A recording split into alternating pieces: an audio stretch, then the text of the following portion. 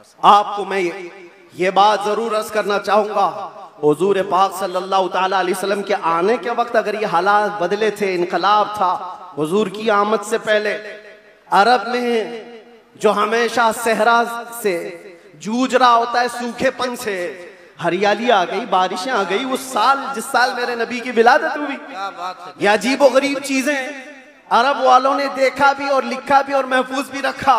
पूरी दुनिया में हो क्या रहा है पता ये चला जब नबी पाक सल्लल्लाहु अलैहि वसल्लम की आमद हुई थी तो पूरे दुनिया में एक इनकलाब आया था। इनकलाब आया था, देखने वालों की निगाहें देखी थी। आज मेरा विजदान ये कहता है जब कभी सच्चे इश्क और मोहब्बत के साथ हुजूर की कोई आमद की बात करता है तो इनकलाब आता है। उस इनकलाब का असर आज भी मौजूद है। इनकलाब आता है, किसी के चूल्हे हिलते हैं, किसी के दरो दीवार हिलते हैं, किसी के अंदर नखुवत की आग भड़कती है और कोई किसी को कुछ भी आंख दिखाता है। ये सब हो चुका है हुजूर की आमद से पहले। और जब हुजूर पाक सल्लल्लाहु अलैहि वसल्लम तशरीफ लाए उसके बाद के हालात भी आपको पता है। मुख्तसर अंदाज में चूंकि हर सुन्नी मुसलमान को ये जरूरी है कि वो अपने नबी की सीरत पढ़े, बल्कि हर मुसलमान, क्यों उस रसूल को नहीं पढ़ा तो फिर किसको पढ़ेगा? किसको पढ़ेगा? ये मुजरा करने वाले नचनियों के बारे में तुम पढ़ते रहोगे, इनका बायोडाटा क्या है? जो जहन्नम का रास्ता दिखाते हो उनके मुतालिक तुम पढ़ते रहोगे? नहीं, तुम्हारा शौक, तुम्हारी जुस्तजू ये हो कि मेरे मुस्तफ़ा करीम सल्लल्लाहु अलैहि वसल्लम की हर अदा को मैं पढ़ लूं, हुजूर की जिंदगी पाक को पढ़ लूं। अल्लाह के नबी सल्लल्लाहु ताला अलैहि वसल्लम तशरीफ लाए, हालात जमाना बहुत अलग थे और रिवायतें तो ये बताती हैं पूरे मक्का में उस साल सिर्फ और सिर्फ जितने घरों में बच्चे हुए सब लड़के ही पैदा हुए थे। सब पैदा हुए जो थे वो लड़के थे। नबी पाक सल्लल्लाहु अलैहि वसल्लम की विलादत होती है और आपके वालिद गिरामी हजरत अब्दुल्ला आपकी विलादत से 6 महीने पहले इंतकाल कर चुके हैं और बीबी आमिना की गोद में मेरे मुस्तफ़ा सल्लल्लाहु अलैहि वसल्लम तशरीफ लाए। और तशरीफ लाने का अंदाज भी बीबी आमिना कहती हैं रजब के महीने में मुझे हमल ठहरा था और उसके बाद से मैंने अजीब व गरीब जो चीज़ें देखी हैं वो बयान से बाहर हैं। ना मुझे कभी हमल की तकलीफ हुई, ना पैर बोझल होते थे, ना सर में चक्कर आता था जैसे प्रेग्नेंट औरतों को होता है। जो हामिला औरतें होती हैं उनको तकलीफें होती हैं, बोझ उठाना होता है बच्चे का और उनके पाँव बोझल होते हैं, कभी उनको खाने में मज़ा ख़त्म हो जाता है, कभी सर चकराने लगता है। अलग अलग चीज़ें हामिला औरतों के साथ होती हैं, मतली आती है, उल्टी आती है।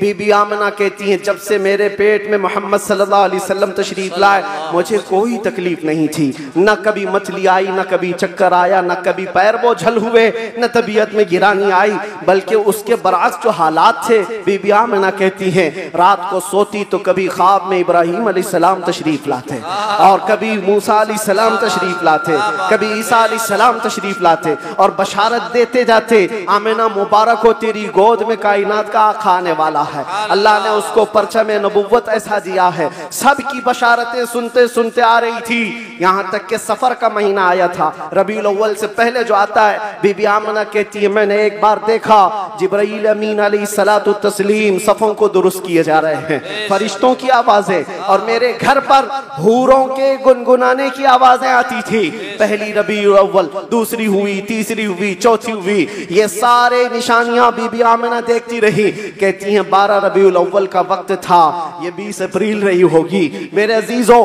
बीबी आमिना कहती हैं अचानक मेरी पेशानी से एक नूर चमका, मैं मक्का में बैठ करके मुल्के शाम के महल्लात को भी देख रही थी, इराक में मौजूद बसरा के महल्लात देख रही थी। किलोमीटर नाप के देख लेना आज मक्का से मुल्के शाम का फासला कितना है, मक्का से इराक के बसरा का फासला कितना है। वो बीबी आमिना है जिसके पेट में मौजूद रसूल हैं और उनकी आंखें मक्का से शाम तक देख रही हैं, जिसकी बरकत से आमिना मक्का से शाम तक देखती हो। उस कायनात के आका के बारे में हम ये अकीदा रखते हैं तो क्या बुरा करते हैं? हम यहाँ से पुकारे वो वहां से सुने, मुस्तफा की समाअत पे लाखों सलाम। क्या ये अकीदा बुरा है? नारे रिसालत, आमदे मुस्तफा, आलमी यौमे दुरूद शरीफ, मुफ्ती सलमान अज़हरी साहब क़िबला, हुज़ूर मोइनुल मशाइख, हुज़ूर असीर मुफ्ती आज़म हिंद, जिस तरफ उठ गई दम में दम आ गया उस निगाहे इनायत पे। हाँ, उस रसूल पाक सल्लल्लाहु अलैहि वसल्लम की जलवागरी से पहले बीबी आमिना ये बता रही हैं, रात का वक्त था और मेरे घर पर ऐसा लगता था कि नूर की जमातें उतरती जा रही हैं। कभी मुझे गुनगुनाने की आवाजें आती थी और हूरों की आवाजें हों, फरिश्तों की आवाजें हों। सुबह सादिक का करीब वक्त आया था, अचानक मेरे घर में 3 औरतें दाखिल हुई। मैंने पूछा ये कौन है, कहाँ से आई हैं? कहा वो दाया थी, जो बच्चा पैदा होने के वक्त औरतें हेल्प के लिए, मदद के लिए आती हैं, उनको दाया कहते हैं। ये 3 औरतें आई थी, बीबी आमिना कहती हैं। मैंने पूछा कौन हो तुम, कहां से आई हो? उसमें से एक औरत ने कहा मेरा नाम बीबी आसिया है, दूसरी ने कहा मेरा नाम बीबी मरियम है, तीसरी ने कहा मेरा नाम बीबी हवा है। ये वो मुकद्दस खवातीन जो दुनिया की सबसे अफजल खवातीन हैं, वो हुजूर पाक की दाया बनकर के आई है। हजरत बीबी आमिना कहती है विलादत का वक्त करीब आया, अचानक मेरी आंखें बंद हुई, थोड़ी देर के बाद पलक क्या झपकी, फिर मैंने आंखें खोली तो हुजूर पाक को सजदे के आलम में मैं बाहर न देखा। बहरे कोई तकलीफ, कोई दर्द ज़हन नहीं, हुजूर पाक सल्लल्लाहु अलैहि वसल्लम को देखा। और वो भी मंजर बयान करती हैं हजरत बीबी आमिना की शान में देखा। कहती है ना कोई आलाइश, ना कोई नापाकी, ना कोई गंदगी। हुजूर पाक सल्लल्लाहु अलैहि वसल्लम जब पैदा हुए थे धुले धुलाए हुए आए थे, नहाए हुए आए थे, सुरमा लगाए हुए आए थे, खतना किए हुए आए थे। और हजरत बीबी आमिना कहती है सजदे के आलम में इस तरह से थे कि हुजूर पाक सल्लल्लाहु अलैहि वसल्लम के जिस्म का सामने वाला हिस्सा नजर ना आए। वो कायनात का आका और मौला दुनिया में आ रहा है तो सजदे के आलम में आ रहा है। क्या बात है। और जब तशरीफ लाए बीबी आमिना खुश थी कि गुलाब जैसी रंगत जिसको देखे तो आंखें झपकाना भूल जाए। वो हुस्न जमाल का बादशाह दुनिया में आया है। तो बीबी आमिना कहती हैं अचानक 3 फरिश्ते आए, 3 लोग आए। एक के हाथ में तश्त था, एक के हाथ में कुछ रुमाल थे, एक के हाथ में पानी था। और उन्होंने उठाया मेरे बच्चे को, तश्त पर रखा, पानी डाला और रेशम के लिबास में मलबूस किया और गायब हो गए, चले गए। हजरत बीबी आमिना कहती है मैं परेशान हो गई, अजनबी लोग आए और लेकर चले गए। कहाँ चले गए, कौन थे ये, मेरे बच्चे को गायब कैसे कर दिया गया? थोड़ी देर गुजरी थी कि हुजूर दोबारा तशरीफ लाए। हजरत बीबी आमिना कहती हैं हमने पूछा ये कहाँ चले गए थे, कैसे? वो फरिश्तों ने कहा अल्लाह का हुक्म था माए कौसर और सलसबील से मुस्तफ़ा करीम को गुस्ल दिया जाए और जन्नती लिबास में मलबूस करके इनको ले जाया जाए। कहाँ पर? ये आने वाले फरिश्तों ने उठाया और जितनी कायनात रब ताला की बनी हुई है सारी कायनात की सैर कराई, हर जगह ये ऐलान करवाया फरिश्तों ने आई नहीं हुकूमत, सिक्का नया चलेगा, आई नहीं हुकूमत, सिक्का नया चलेगा। और उसके बाद सारे फरिश्तों में ऐलान, मलाए आला में ऐलान, सारे जिन्नात में, हैवानात में, हर दुनिया में ये ऐलान कर दिया गया कि हुजूर तशरीफ ला चुके हैं। क्यों ऐलान कर दिया गया? इसलिए कि वो हर आलम की रहमत हैं, किसी आलम में रह जाते वो हर आलम की रहमत हैं, किसी आलम में रह जाते ये उनकी मेहरबानी है कि ये आलम पसंद आया। नारे तकबीर, नारे रिसालत, आमदे मुस्तफा, हुजूर मोइनुल मशाइख मेरे अजीजों, सईद नूरी साहब किबला। नबी पाक सल्लल्लाहु ताला अलैहि वसल्लम को पैदा होने के बाद बीबी हलीमा सादिया अपने घर ले गईं, 2 साल तक दूध पिलाया और वापस ले आई।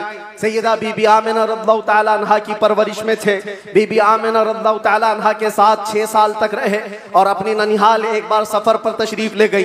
बीबी आमिना वापस आ रही थी अपने ननिहाल से, जो मदीना है आज वो उस वक्त यसरफ था, वापस तशरीफ ला रही थी। मकाम अबवा में बीबी आमिना का इंतकाल हुआ।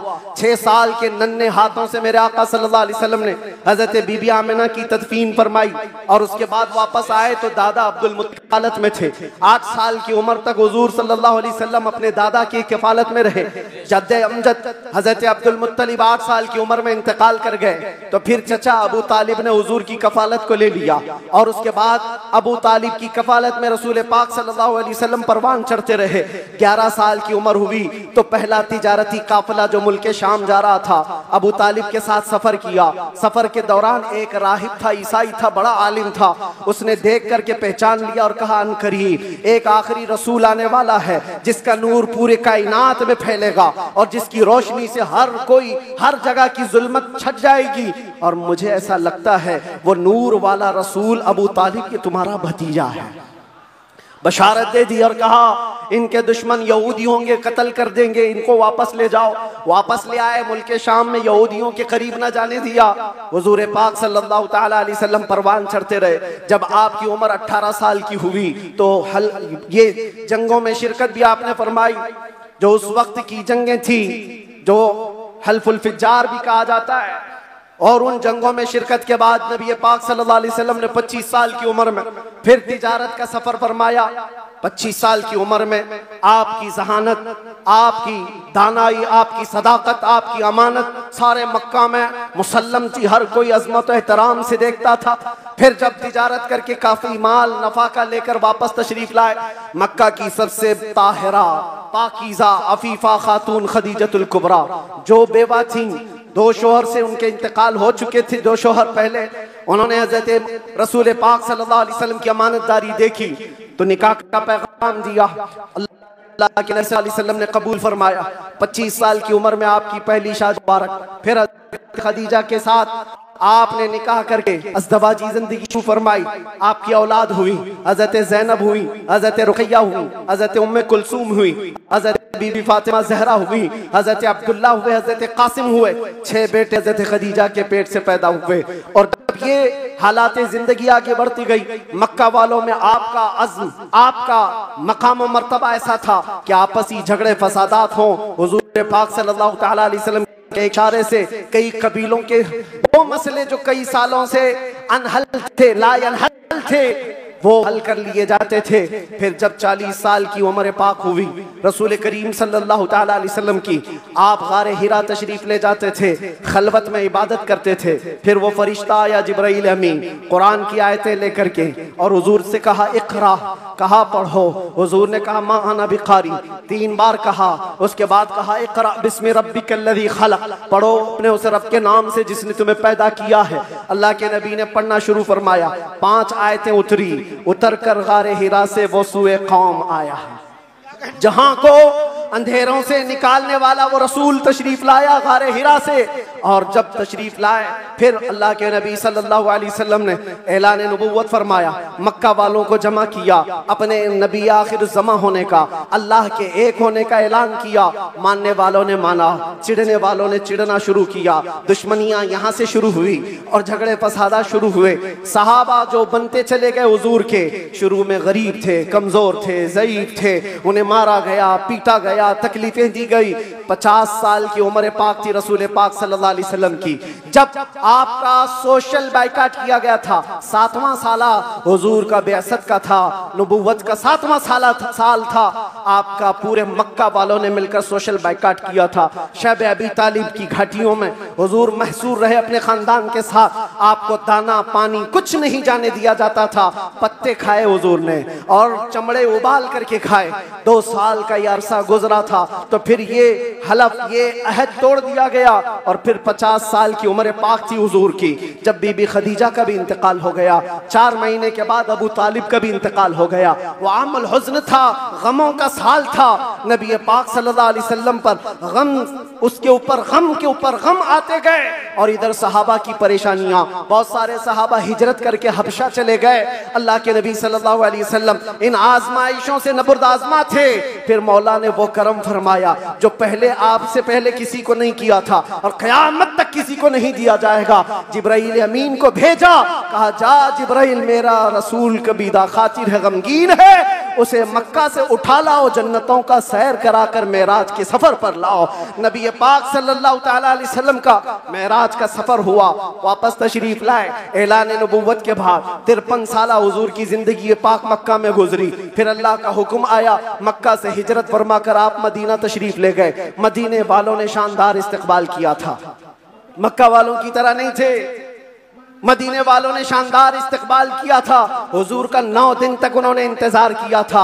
आज जो मौलूद में हुजूर के जिक्र का इंतजार करते हो ऐ सुन्नियों, ये मदनी जिंदगी का अक्स है, ये मदीने वालों की सुन्नत है। बहुत सारे लोग ये कहते हैं ना हुजूर पैदा हुए थे तो मक्का में कोई ऐसी खुशियां, ऐसी मीलाद थोड़ी ना मनाई गई थी, तुम लोग क्यों मनाते हो सुन्नियों? उनसे ये कहो मक्का में जब हुजूर पैदा हुए थे तो सब काफिर ही काफिर थे, काफिर ही काफिर थे।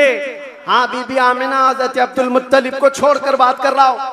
उस वक्त खुशियां मनाई बीबी आमिना ने भी, हज़रत अब्दुल मुत्तलिब ने भी। हाँ, सवाल करना है तो ये सवाल करो, जब हुजूर ने ऐलान किया था अपने नबूवत का और 13 साल बाद जब मदीने आए थे तो मदीने वालों ने खुशियां क्यों नहीं मनाई? ये पूछना है तो पूछो, हम तुम्हें तारीख की हर किताब खोलकर सन्नाटेदार थप्पड़ मार कर के भी बताएंगे। वो बनु नज्जार की बच्चियां जो पढ़ती थी, आज भी हर मस्जिद से आवाज आती है, तला अल बद्रु अलैना मिन खनियातिल वदाई वजबत शुक्र अलैना मा दआ लिल्लाहि दाई। वो बच्चियां क्या कहती थी? ये दफ बजा बजा कर हुजूर का इस्तकबाल करती थी। वो यूं कहती थी, अरे सनियतुल वदा की घाटियों से हम पर 14वीं का चांद आ गया है, अल्लाह की तरफ बुलाने वाला रसूल हमारे दरमियान आ गया है, हम सब पर अब शुक्र वाजिब हो गया है। ये मदीने वालों की खुशियां थी। मेरे अजीजों, पहला साल था, दूसरा साल, फिर जंगे बदर हुई, फिर उसके बाद 1 साल के बाद जंगे उहद हुई, फिर उसके 1 साल के बाद ग़ज़वा-ए खंदक हुआ, फिर ये जंगे होती रही। तकरीबन 17 जंगे हुजूर पाक सल्लल्लाहु अलैहि वसल्लम बनफ्से नबी शरीफ फरमाए। ये 10 साल के अंदर उसमें कई अल्लाह के नबी सल्लल्लाहु अलैहि वसल्लम की ज़ौजियत से शरफ याब होने वाली ख़वातीन भी आई। हज़रत सौदा आई, हज़रत मैमूना आई, हज़रत उम्मे सलमा आई, हज़रत आयशा भी आई। ये 2 हिजरी की बात है। हजरत आयशा हुजूर पाक सल्लल्लाहु अलैहि वसल्लम की बारगाह में रुखसती लेकर के आई। हजरत आयशा, हजरत सौदा, हजरत उम्मे सलमा, हजरत हफ्सा आई, हजरत सफिया आई, हजरत जुवैरिया आई, हजरत आखिर में हजरत बीबी मैमूना आई और बीबी मारिया किप्तिया आई। उनके पेट से हुजूर पाक सल्लल्लाहु अलैहि वसल्लम के एक बेटे हजरत इब्राहिम भी पैदा हुए। ये 6 साल गुजरे थे। 7वां साल था जब नबी पाक सल्लल्लाहु अलैहि वसल्लम 1400 सहाबा के साथ मक्का तशरीफ ले जा रहे थे उम्रा के लिए। मक्का वालों ने रास्ता रोक दिया, परमिशन नहीं है। बहुत सारी जगहों पर जिनका गलबा असर और रसूख है वे समझते हैं हम जिसे चाहेंगे परमिशन देंगे। हम मेरे अजीजों, ये गलबा और ये ताकत ज्यादा देर की नहीं होती, ज्यादा देर की नहीं होती। आज तुम मसनद नशीन हो, कल गधे नशीन बन जाओगे। क्या कहने मुफ्ती साहब, बहुत खूब। थोड़ी देर की बात है और फिर मैं वो बात कहूंगा तो लोगों को फिर वो हो जाएगा कुछ देर की खामोशी। अरे खामोशी रहो भाई, खामोश रहो भाई।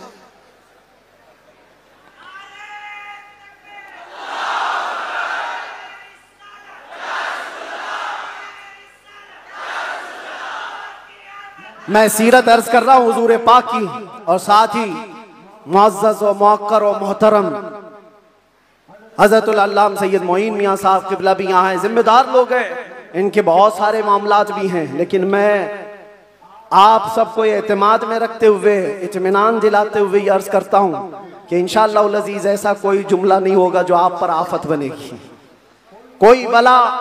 और जाहिर सी बात है डिपार्टमेंट वाले सारे लोग ये परेशान होते, किसको बुलाया, किसको बुलाया। बहुत सारी जगहों पर ऐसा लगता है कोई ऊपर से कोई मखलूक आ रही है।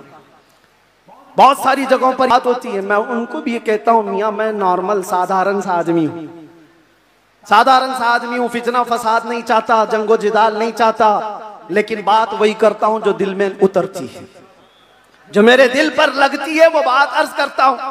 और अगर ये जुर्म है तो फिर मैं ये कहूंगा कि इश्क गर जुर्म है तो फांसी की सजा दी जाए। इश्क गर जुर्म है तो फांसी की सजा दी जाए, दरे महबूब पे लेकिन ये सजा दी जाए। क्या कहने, क्या कहने। हम ये कहेंगे नारे तकबीर, नारे रिसालत, आलमी यौम दुरूद, रज़ा अकेडमी और नबी आखिरुज़्ज़मान सल्लल्लाहु तआला अलैहि वसल्लम 6ठी हिजरी को मदीने तैयबा से 1400 सहाबा को लेकर मक्का जा रहे थे। रास्ता रोक दिया, कहा उम्रा करने नहीं देंगे। जंग करने पर आ गए थे, लेकिन मेरे आका ने सुलह फरमाई।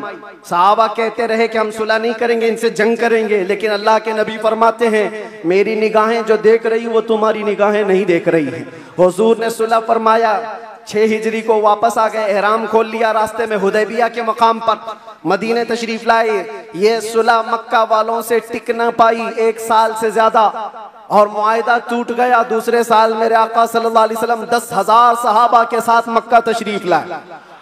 अब कोई जंगो जिदाल नहीं, कत्लो किताल नहीं, लड़ने वालों में ताकत भी नहीं, कोई जमा होने को तैयार भी नहीं, सब बिखर चुके थे। और 10,000 सहाबा इस शान के साथ आए थे कि आवाजें गूंज रही थी, और फिर वो पहली अजान मस्जिद हरम में गूंजने लगी बिलाल हबशी की आवाज से। मक्का पाक किया गया, ताहिर किया गया, साफ किया गया। और फिर हुजूर पाक सल्लल्लाहु ताला अलैहि वसल्लम ने, बताता हूँ एक बात, ये मुझे बात बहुत अच्छी लगती है इसलिए अर्ज करता हूँ। मैं जो कहता हूँ ना कुछ देर की खामोशी, वो इसीलिए कहता हूँ। हुजूर पाक सल्लल्लाहु अलैहि वसल्लम हिजरत करने से पहले एक बार खाने काबा के पास आए थे, और हुजूर को खाने काबा के अंदर जाना था, और दरवाजे की चाबी उस्मान बिन शैबा के पास थी। उस्मान गनी नहीं, ये उस्मान बिन शैबा दूसरे, उनके पास चाबी रहती थी, वो ईमान लाए हुए नहीं थे। हुजूर ने कहा चाबी तो मुझे अंदर जाना है।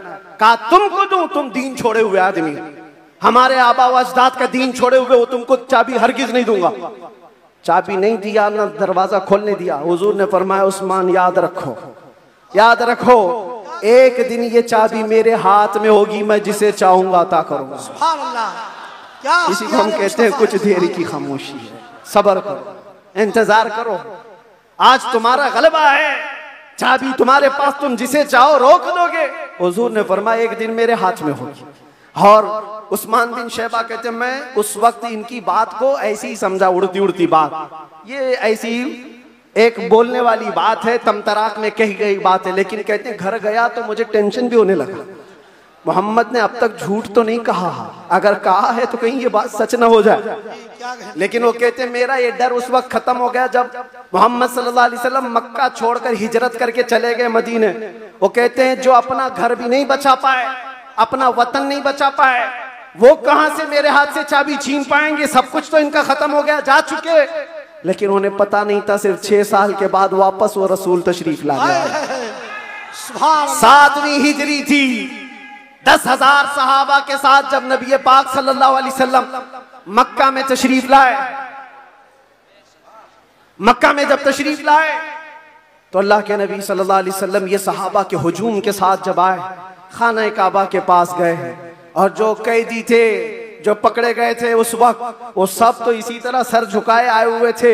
ये सोच रहे थे आज तो पूरा बदला लिया जाएगा, बदर का भी, ओहद का भी, खंदक का भी, सारी जंगों में जितना ये नाचे थे सबका बदला ले लिया जाएगा। सब हाजिर थे। हुजूर पाक ऊपर चढ़ते हैं एक टीले पर, कहते हैं उस्मान बिन शैबा कहाँ है? आए, चाबी लेके ही आए। कहा लाओ चाबी। हुजूर के हाथ में चाबी दे दिया, जो मेरे मुस्तफा की जुबान से निकला है वो होकर रहेगा। सुभान अल्लाह, सुभान अल्लाह। अल्लाह के नबी ने फरमाया, हदीस सुना रहा हूं, अल्लाह के नबी ने फरमाया इस रुए जमीन पर एक दिन ऐसा आएगा कि पूरे खित्ते पर एक भी आदमी ऐसा ना होगा जो ला इलाहा इल्लल्लाह ना बोलता हो। सुभान अल्लाह, सुभान अल्लाह, सुभान अल्लाह। हर इंसान ये दीन गालिब आकर रहेगा, ये उसी रसूल ने फरमाया। हाँ, ये मत पूछो अब क्यों नहीं हो रहा, कल क्यों नहीं हो रहा, परसों क्यों नहीं हो रहा, हालात है कुछ देर। उसके बाद मेरे नबी ने जो फरमाया है वो होकर रहेगा। चाबी ली और उसके बाद दरवाजा खोला, जो काबे को पाक किया, काबा आज भी उन अजमतों को सलाम करता है। बेशक, सुभान अल्लाह। आज भी काबे की तहारत का सेहरा मेरे मुस्तफा के हाथ है। नबी पाक सल्लल्लाहु ताला अलैहि वसल्लम ने उसके बाद फिर ऐलान किया पूरे मजमे में, कहते हैं आज मैं ये चाबी ऐसे शख्स के हाथ में दूंगा जिससे कयामत तक कोई चाबी छीन नहीं पाए। अल्लाह, कितनी बड़ी फजीलत की बात है, कितनी बड़ी बशारत। सारे सहाबा की गर्दनें ऊंची हो गई, चाबी मुझे मिले। हजरत अबू बकर सिद्दीक सोच रहे, उमर फारूक सोच रहे, हजरत अब्बास सोच रहे, अब्दुल्ला इब्ने मसूद सोच रहे, कई सहाबा ये दिल में ख्वाहिश रखते हैं चाबी शायद हमको मिले, शायद हमको मिले। हुजूर ने फरमाया उसको दूंगा, कयामत तक उससे कोई छीन नहीं पाएगा। सब देखते रहे और हुजूर ने एक आयत तिलावत फरमाई कुरान की, इन्नल्लाह यअमुरुकुम अन तुअद्दुल अमानाति इला अहलिहा, बेशक अल्लाह तुम्हें हुक्म देता है जिसकी अमानत है उस तक वापस लौटा दिया करो। हुजूर ने फरमाया उस्मान बिन शैबा इधर आओ। क्या कहने, वो अचंभे में रह गए, कहाँ ख्वाबो ख्याल में भी नहीं था कि हम तो दुश्मनों में हैं, मुकाबला किए हुए लोग हैं, आज ये गालिब लोग हैं। लेकिन हुजूर रहमतुल लिल आलमीन से सुभान अल्लाह, सुभान अल्लाह। बुलाया, कहा उस्मान बिन शैबा, कहा ये चाबी लो और इस चाबी को क़यामत तक अब तुमसे कोई छीन नहीं पाएगा। जाकर आज भी हरम काबा के पास तारीख पूछ लेना, सदियां बीत गई, कई यजीद आए, कई दज्जाल आए, कई बादशाह आए, लेकिन आज भी खाने काबा की चाबी उस्मान बिन शैबा की औलाद में ही होती है। और मेरे आका ने फरमाया है तो क़यामत तक उनकी नस्ल में ही रहेगी। चाबी तो ले लिया उस्मान बिन शैबा ने, कहा ये चाबी बाद में पकड़ता हूँ, पहले ये कहता हूँ अशहदु अल्ला इलाहा इल्लल्लाह व अशहदु अन्ना मुहम्मदन रसूलुल्लाह। ये है उस मोहसिन इंसानियत ने क्या कुछ न दिया इंसानों को, दस्तूर दिया, मंशूर दिया, कई राहें दी, कई मोड़ दिया। लाखों सलाम उस आका पर, बुत लाखों जितने तोड़ दिया, दुनिया को पैगाम सुकून दिया और तूफानों के रुख को मोड़ दिया। अजीजा ने गिरामी, वापस मेरे आका तशरीफ ले गए। 10 हिजरी तक कई जंगें भी हुई, 11 हिजरी थी, हुजूर पाक सल्लल्लाहु अलैहि वसल्लम ने आखिरी हज फरमाया। हज के बाद जब नबी करीम सल्लल्लाहु अलैहि वसल्लम तशरीफ ले आए, अलालत हुई, सफर का महीना था और सहाबा इकराम के दरमियान हुजूर ने खुतबा दिया। इरशाद फरमाया, अल्लाह ने अपने एक बंदे को इख्तियार दिया है, वो चाहे तो दुनिया की चीजें रख ले या अल्लाह के पास जो है वो ले ले, और उस बंदे ने अल्लाह के पास जो है उसको इख्तियार कर लिया। ये हदीस सुनकर के हजरत अबू बकर रोने लगे। सहाबा ने पूछा क्यों रो रहे हो? कहा हुजूर ने ये अपने बारे में फरमाया है, अल्लाह ने उनको इख्तियार दिया है, चाहे तो दुनिया की सब चीजें रख लो या अल्लाह के पास आने को मंजूर कर लो। हुजूर ने अल्लाह के पास जाने को मंजूर किया। फिर वो आखिरी आयत नासिल हो गई, अल यौम अकमलतु लकुम दीनकुम व अतममतु अलैकुम निअमती व रदीतु लकुमुल इस्लाम दीना। आज के दिन मैंने तुम्हारा दीन मुकम्मल कर दिया और सारी नेमतें तमाम कर दी। अल्लाह फरमाता है मैं तुम्हें इस्लाम देकर राजी हो गया। ये कुरान की आखिरी आयत आई। तब फिर सहाबा में हजरत अबू बकर सिद्दीक गमगीन हुए, कहा अब अल्लाह के नबी सल्लल्लाहु अलैहि वसल्लम हमारे दरमियान नहीं रहेंगे।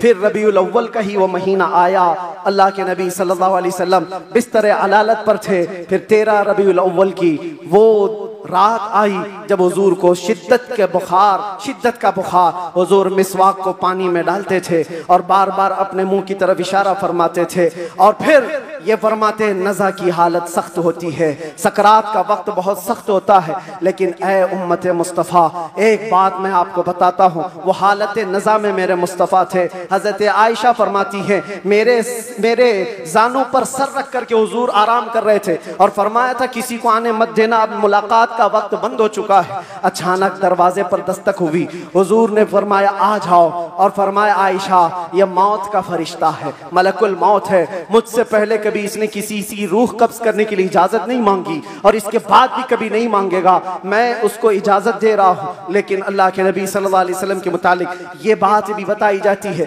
हुजूर ने मलकुल मौत से पूछा। अल्लाह अल्लाह, यहाँ पर आकर के मेरे जज्बात टूट जाते हैं, मेरे जज्बात हाथ दे जाते हैं। अल्लाह के नबी सल्लल्लाहु अलैहि वसल्लम सकरात के आलम में, नज़ा के आलम में, तुम्हें पता है सकरात और नज़ा किसको कहते हैं? आदमी अपनी माँ बाप को भूल जाता है, अपने बच्चों को भूल जाता है, अपना नाम भूल जाता है मौत से पहले। खाना पीना तो दूर की बात, उसके जिस्म पर मक्खी बैठे तो पहाड़ की तरह लगती है सकरात के आलम में। उसकी तकलीफ उसको पता है, वो किसी की नहीं सोचता, उसको हाय हाय लगी होती है। लेकिन मेरे मुस्तफ़ा सल्लल्लाहु अलैहि वसल्लम आलम नज़ा में मलकुल मौत से ये पूछते हैं, ऐ इज़राइल बता ये जो नज़ा का दर्द है क्या मेरी उम्मत को भी दिया जाएगा? क्या मेरी उम्मत भी इस दर्द से गुजरेगी? जो न भूला हम गरीबों को रज़ा, याद उसकी अपनी आदत कीजिए। है गुलामों, तुम समझते हो हमारी बीमारियों और हमारे दर्दों का कोई और मावा मिल जाए जिसके दरवाजे पर हम जाकर हाथ फैलाते हैं इधर उधर दुनियादारों के, जिनकी जूतियां सीधी करते करते लोगों के बाल पक गए और मुश्किलात हल ना हो पाई? तुम्हें पता है हकीकत में हमारे दर्दों का अगर कोई एहसास कर सकता है तो सिर्फ आमिना का लाल। सुभान अल्लाह, सुभान अल्लाह। जो न भूला हम गरीबों को रजा, वो अपनी मौत से पहले अपनी उम्मत को याद कर रहे हैं और ये फरमा रहे हैं मेरी उम्मत को ये दर्द तो नहीं दिया जाएगा, ये तकलीफ से तो नहीं गुजरेगी। उम्मत के तलवों में कांटा भी चुभे तो हुजूर फरमाते उसका दर्द मुझे भी होता है। ऐ नौजवान, आज जिस तरह की जिंदगी तुमने गुजारनी शुरू की, यहाँ पर आकर मैं अपनी गुफ्तगू समेट रहा हूँ। मैंने मुख्तसरन पूरे हुजूर की सीरत बयान की। विलादत से लेकर ये वफात का दिन है। हजरत बीबी फातिमा आई, हुजूर उनके कान में कुछ कहे, वो रोने लग गई। फिर एक कान में कहा, वो मुस्कुराने लगी। बाद में उन्होंने बताया हजरत आयशा से कि बाबा ने मुझे ये कहा था कान में, फातिमा मैं अब जा रहा हूँ दुनिया से। मैं रो पड़ी। उसके बाद मेरे दूसरे कान में कहा, फातिमा मेरे खानदान में सबसे पहले तुम आकर के मिलोगी, मेरे बाद तुम्हारी मौत होगी। वो मौत का खौफ हर एक पर होता है, लेकिन बीबी फातिमा कहती ये सुनकर मैं हंस पड़ी कि है शबे गोर भी उसी गुल से मुलाकात की रात। हुजूर पाक सल्लल्लाहु अलैहि वसल्लम हजरत आयशा सिद्दीका के जानों पर सर रखकर आराम कर रहे थे। बात करते करते अचानक जुबान बंद हो गई। हजरत आयशा कहती है मेरा सीना भारी भारी सा लगा। मुझे अंदाजा नहीं था किसी की मौत इस तरह होती है। मैंने रूह निकलते किसी को देखा नहीं था। अल्लाह के नबी सल्लल्लाहु अलैहि वसल्लम इस दारे फानी से रहलत फरमा चुके थे। अचानक दरवाजे पर दस्तक हुई। अबू बकर सिद्दीक सबसे पहले दाखिल हुए। आए, हुजरे में पूछा आयशा क्या है? कहा हुजूर पाक सल्लल्लाहु अलैहि वसल्लम पर बुखार शिद्दत का। हजरत अबू बकर आए, हाथ पकड़ा और बेइख्तियार उनकी हिचकियां निकल गई। पेशानी पर बोसा दिया और कहा, ऐ अल्लाह के नबी, इसके बाद अब दूसरी मौत नहीं आने वाली है और आप अपने रफीक आला के पास जा चुके थे। अल्लाह ताला ने जो आपके हिस्से में पैगाम देना रखा था वो आपने पूरा हक अदा फरमाया। अद्दैतल अमानत व नसहतल उम्मत व बल्लगतर रिसालत या रसूल अल्लाह। हजरत अबू बकर सिद्दीक की आवाज सुनकर हजरत आयशा रोने लगी। उसके बाद उन्हें एहसास हुआ कि अल्लाह के नबी अब इस दुनिया में नहीं रहे। बाहर सहाबा को हजरत अबू बकर ने जैसे ही ऐलान किया, वो गम के मारों का हाल क्या था जो नबी पाक को एक आन के लिए भी दूर बर्दाश्त नहीं कर पाते थे। वो मौत की खबर कहाँ सुनते हैं। हजरत उस्मान पत्थर की तरह बने हुए थे, उनको कोई काटता भी था एहसास नहीं होता।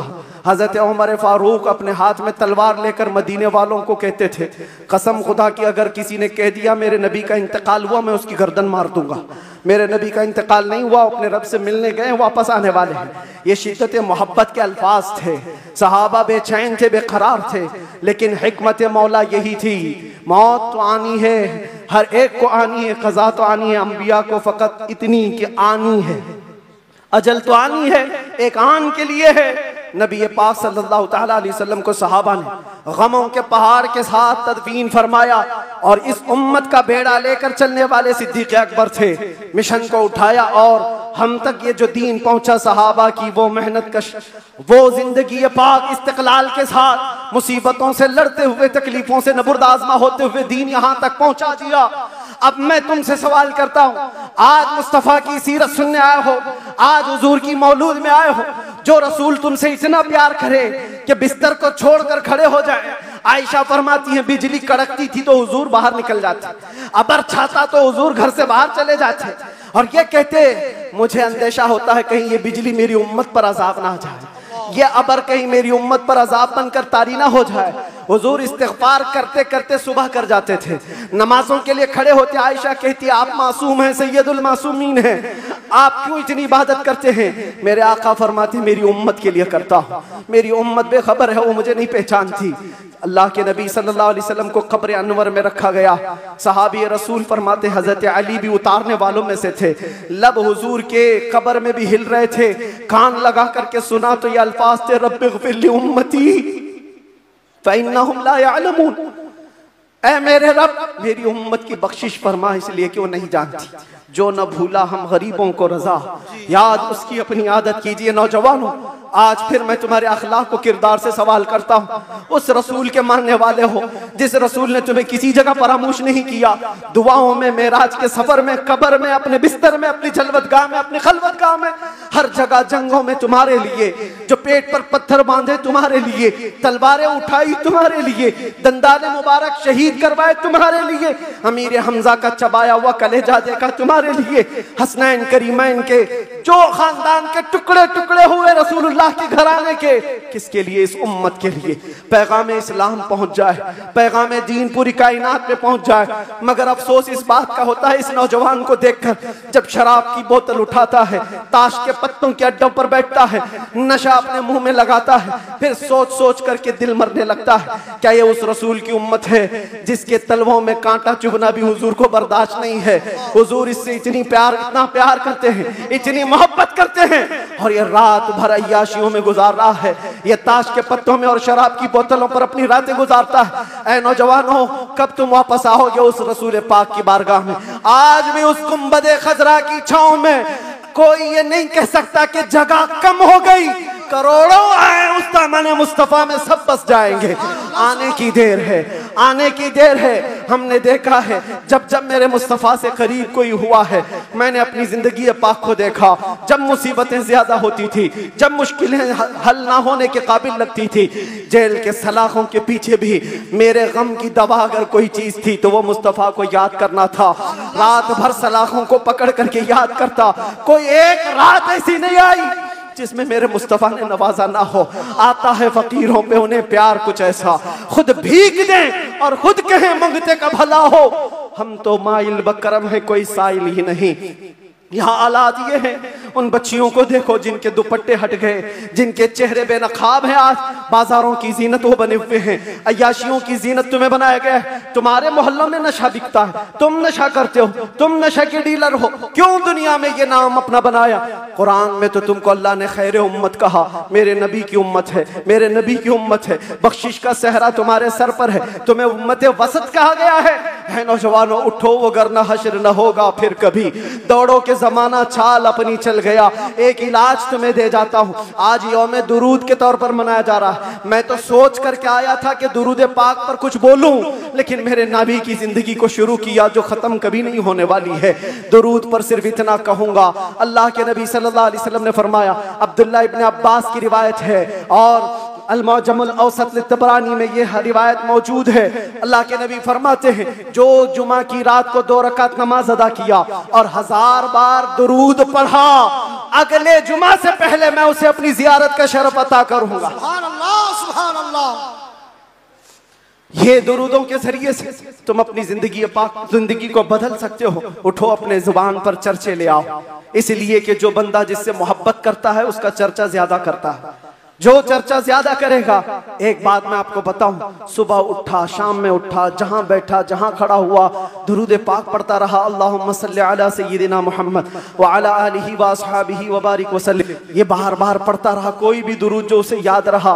फरमाया गया है, इंसान को जागते हुए जो बात बार बार कहने की आदत है, नींद में भी वही बात करता है, या नींद से उसे झिझोड़ कर उठा दिया जाए वही बात करता है। अगर तुम्हारी जुबानों पर दुरूद पाक के नगमे चल पड़े, आदत हो गई, एक दिन तुम्हारा भी डोला उठाया जाएगा, लाशा उठाकर कब्र में दफन करके आ जाएंगे। और ये गहरी नींद ऐसी है, इसको उठाने के लिए तो मुनकर नकीर ही आते हैं। जब वो झिझोड़ कर उठाएंगे, जिंदगी में जो कसरत से बोलते थे, मौत के उठने के बाद भी वही बोलते हुए उठोगे।